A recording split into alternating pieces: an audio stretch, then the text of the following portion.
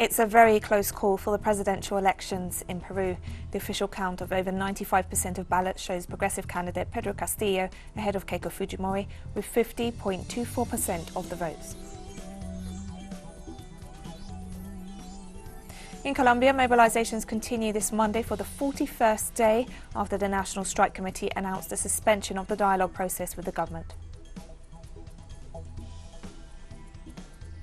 At least 40 people were killed and more than 120 injured after a train collision near the southern Pakistani town of Darki.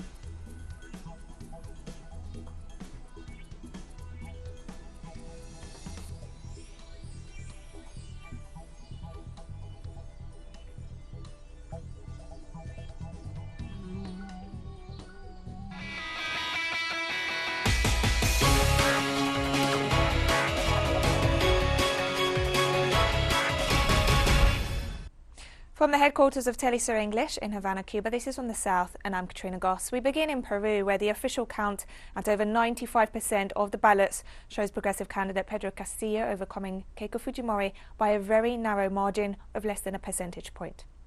Newcomer Pedro Castillo has so far secured 50.24% of the votes, nearly 82,000 more than Fujimori, who currently has 49.75% of the votes. Ballots from rural areas where Castillo has won by landslide margins are being added to the count. Piero Corvetto, head of the electoral office, announced the complete ballots from Peruvians living abroad are expected by Tuesday or Wednesday. Castillo is facing off against Keiko Fujimori, daughter of former dictator Alberto Fujimori, and under investigation for corruption, who's making her third run for the presidency. Both candidates promised that they will respect the outcome of one of the closest presidential elections in Peru's history.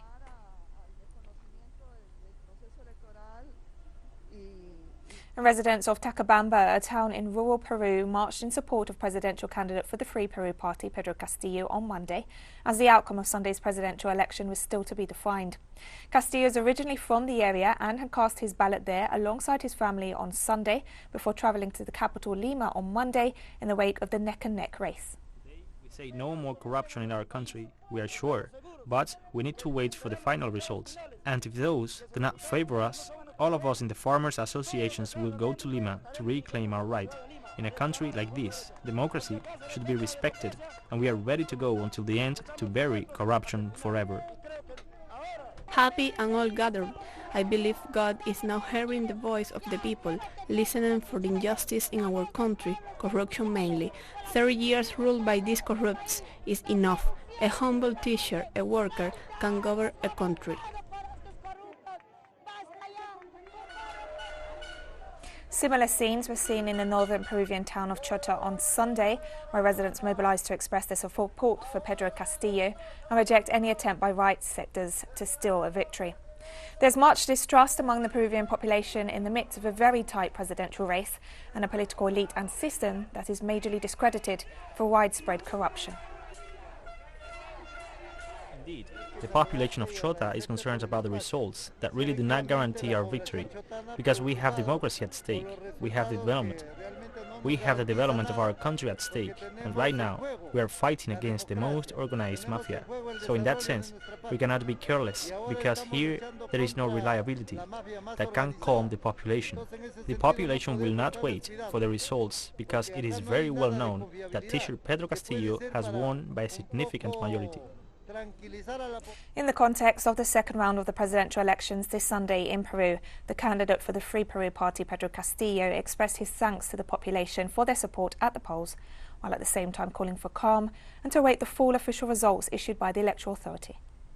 People for their loyalty, for this democratic celebration, for their support, and also to tell them that we must remain calm. People are wise.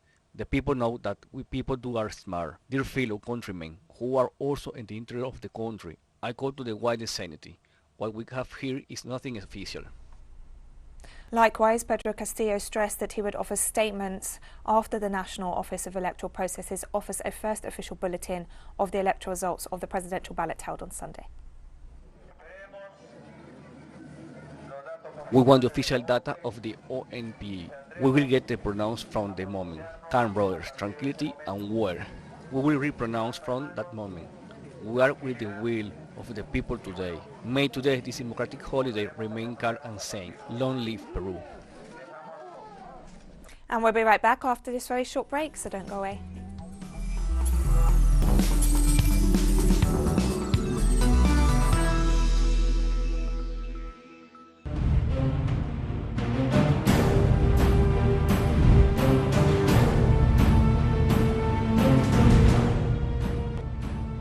Welcome back to From the South.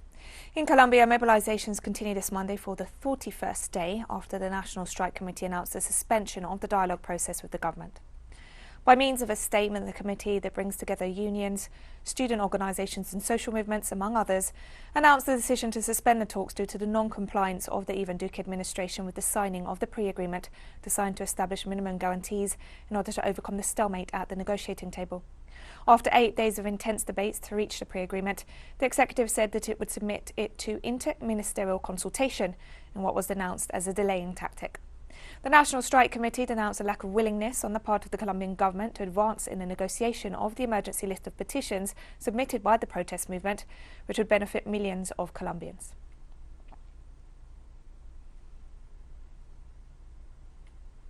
In the context of Colombia's national strike, the movement has re-signified urban sites as new symbols of the epic struggle that they are part of. Let's take a look at one of them in the capital, Bogotá.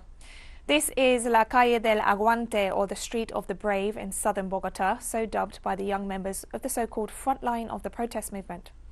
Equipped with makeshift shields, stones and whatever they have at hand, the youngsters fight off the ill-famed mobile anti-riot squadron of the Colombian police. This area of the Chacala neighbourhood surrounds a station of Bogotá's Transmilenio bus system that has also been rebaptized. It's now the Resistance Portal, or Portal de la Resistencia, the scene of police atrocities in the framework of Colombia's national strike.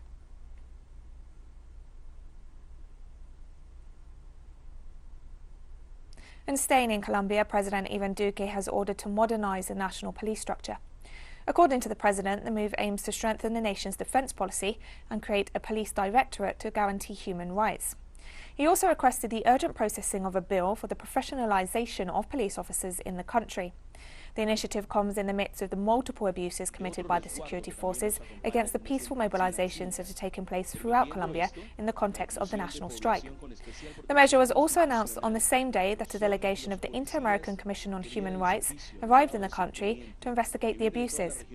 Duque has consistently defended the security forces despite the widespread evidence of their crimes, and instead sought to blame alleged violent protesters that he's even referred to as terrorists. I have given clear instructions to Minister Molano to modernize the organic structure of the Ministry of Defense at zero cost, where we will give unquestionable emphasis to citizen security, to public security, and within this emphasis, the work with our national police, where we work closely with citizens, and the structure of the work itself, where we will constantly improve the structure of public scrutiny and the work itself. But we will also constantly improve the actions of our soldiers and police officers. And we continue in Colombia, where the Senator for the Alternative Democratic Pole Party, Ivan Cepeda, reported that a second notification was sent to the International Criminal Court, in which the data already presented in May regarding cases of abuse and negligence by the security forces against protesters was expanded. Notification to the International Criminal Court with the cooperation of human rights organizations and social movements, in which we expanded on the first information that was to be submitted until May the 10th. We have submitted detailed information and hundreds of cases that have occurred from that date until today. And the senator held President Ivan Duque fully responsible for the crimes against humanity that are being committed in Colombia. And we clearly mention that the responsibility for the crimes that are being committed in Colombia, crimes against humanity, falls firstly on the President of the Republic, Ivan Duque, on the Minister of Defense, Diego Molano, on Generals Zapatero and Vargas, and also on former Senator Álvaro Uribe for his incitement to violence. We highlight the fact that urban paramilitarism is being strengthened in Colombia, also that the President violates the Constitution through decrees such as 575 that creates an imposed and forced state of siege in Colombia. In the Mexican giant midterm polls, President Andrés Manuel López Obrador's party and its allies managed to keep their majority in the 500-strong Congress and won 10 of the 15 federal governorships. The ruling coalition lost, however, the qualified majority of 2/3 that had allowed it to modify the constitution. López Obrador's Movement for National Renovation, or Morena, together with the Green and Labour parties, faced a coalition of former foes, the traditional parties that ruled Mexico for over 70 years. The ruling party suffered a setback in Mexico City, where the opposition group won 9 of 16 mayorships. These were the biggest elections in Mexico's history. At least 3 women will lead federal states.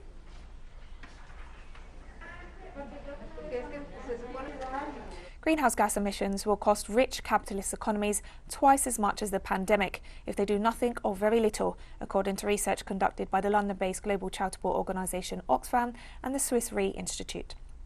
The research indicated that the world's biggest industrialised capitalist economies, known as the Group of 7, will lose 8.5% of gross domestic product a year within 30 years if temperatures rise by 2.6 Celsius. Other nations will be hit much worse, such as India, Australia and South Korea, which will lose nearly 1/10 of its economic potential. Government policies to reduce greenhouse gas emissions are still inadequate.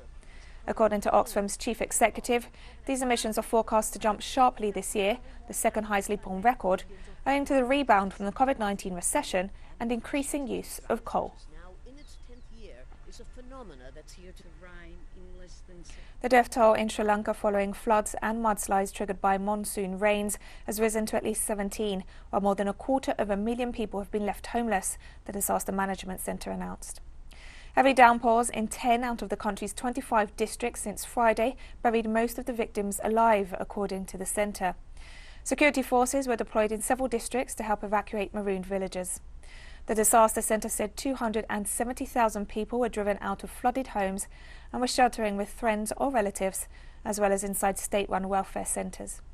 The monsoon hits the island nation twice a year, bringing vital rain for irrigation as well as hydropower generation, but also causing frequent loss of life and damage to property.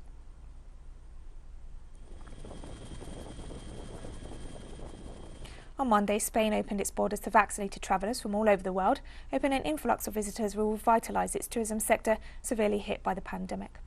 Travellers arriving in the country from outside the European Union and others will have to show proof of administration of full doses of a COVID-19 vaccine approved by either the World Health Organization or the European Medicines Agency more than 14 days prior to arrival. For tourists from low-risk zones, no proof of vaccination, recovery or diagnostic tests will be required. And we have more stories coming up after this final short break, so stay with us.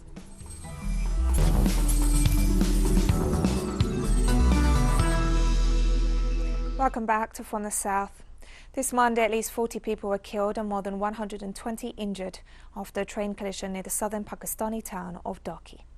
The accident took place when 8 compartments of the northbound Milat Express train derailed near Dhaki, and later the southbound Sir Syed Express passenger train hit the derailed compartments. According to officials, the death toll is likely to rise as rescuers struggled to reach people trapped in several mangled compartments scattered across the tracks. The Pakistani Prime Minister ordered the country's railways minister to travel to the site of the accident to ensure medical assistance was provided to those injured and support for families of the dead. The executive also demanded a comprehensive investigation into railway safety.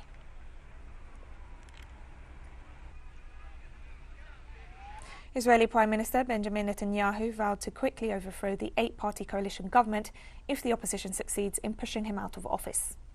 Netanyahu has kept his job for the past 2 years because no clear winner has emerged from the last 4 elections held since April 2019. Now an opposition alliance has negotiated a majority in parliament. If the current Prime Minister loses a vote of confidence, he'll be out. But he's not prepared to concede defeat easily. Meanwhile, the head of Israel's internal security agency warned of a severe escalation in violent rhetoric on the part of Netanyahu's supporters.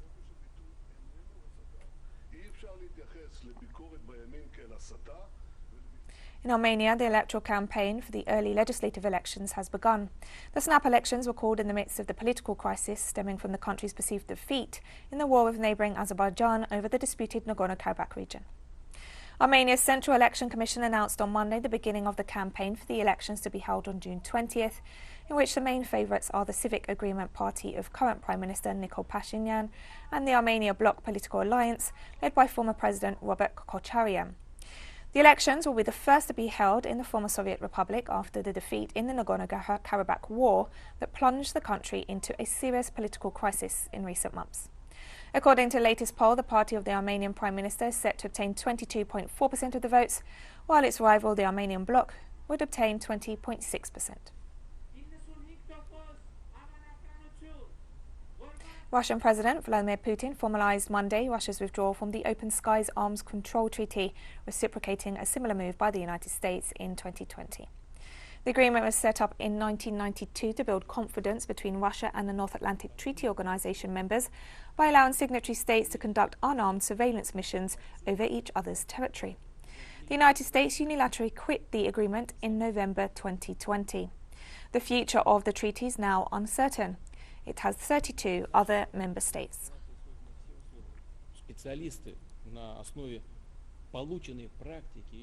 On Monday, Slovakia became the second European Union member after Hungary to start using Russia's Sputnik V vaccine.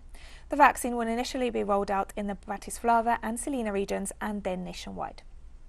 We were vaccinated with Russian vaccines, and so far we have been healthy. I trust them. Well, why? Because it is Russians, that is why. Mostly, it is not American. The European Union, the United Kingdom, Switzerland and Norway are using red tape to block the suspension of intellectual property rights on COVID-19 vaccines at the World Trade Organization, the international charity group Doctors Without Borders said. By filing a counter-proposal, the European governments are delaying a resolution introduced by South Africa and India in October last year, the group said. The initiative seeks a 3-year waiver on patents so that vaccines can be massively produced in developing countries now lacking access to the jabs. The NGO emphasised that monopolistic practices must be stopped in order to ensure access to vaccines to all who need them, regardless of where they live.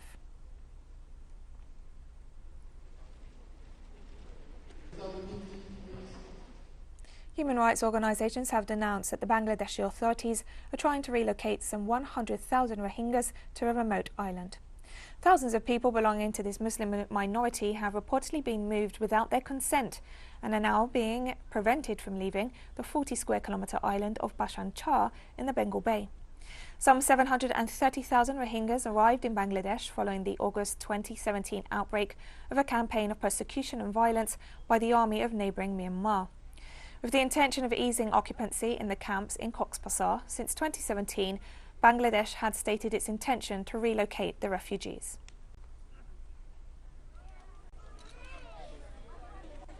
On Monday, Somalias Goethe was sworn in as Mali's transitional president following his second coup in less than a year.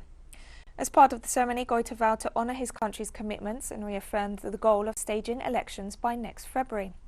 The closely watched ceremony in Bamako came after Goethe, who headed a coup last August, ousted the civilian president and prime minister of a transitional government on May 24th. In doing so, he sparked diplomatic uproar and deepened fears of chaos in a country key to efforts to stem the jihadist insurgency sweeping the Sahel region.